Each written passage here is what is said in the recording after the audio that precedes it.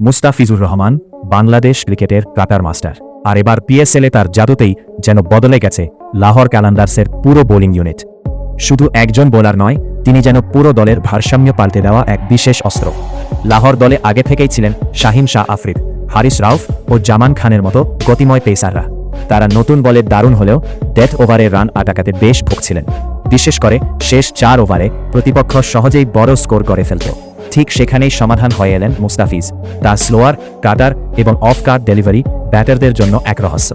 100 থেকে 120 কিলোমিটারের ভ্যারিয়েশন দিয়ে তিনি ব্যাটসম্যানদের তালগোল পাকিয়ে দেন। পাওয়ার প্লে হোক, মিডল ওভার হোক কিংবা ডেথ, সব জায়গাতেই সমান কার্যকর তিনি। পিএসএলের প্রথম ম্যাচেই নিজের গুরুত্ব বুঝিয়ে দেন ফিজ। শেষ 2 ওভারে মাত্র 10 রান দিয়ে ম্যাচের মোড় ঘুরিয়ে দেন। অধিনায়ক যখন চাপের মুহূর্তে তার হাতে বল তুলে দেন, তখন যেন সবাই নিশ্চিত থাকে এখান থেকে ম্যাচ ফিরতে পারে। হারিস রাউফ নিজেও স্বীকার করেছেন, মুস্তাফিজ দলে থাকা মানেই বাড়তি আত্মবিশ্বাস।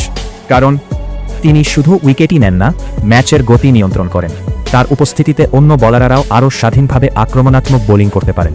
অনেকে তো তার ভ্যারিয়েশন দেখে শ্রীলঙ্কার কিংবদন্তি মুতিয়া মুরালিধরনের সঙ্গেও তুলনা করেছেন। সাবেক পাকিস্তানি ক্রিকেটার রমেশ রাজা পর্যন্ত বলেছেন, মুস্তাফিজকে দেখে মনে হয় তিনি বাঁহাতি মুরালিধরন। আইপিএলে সুযোগ না পেলেও পিএসএলে এসে তিনি যেন নতুন করে নিজের মূল্য প্রমাণ করেছেন।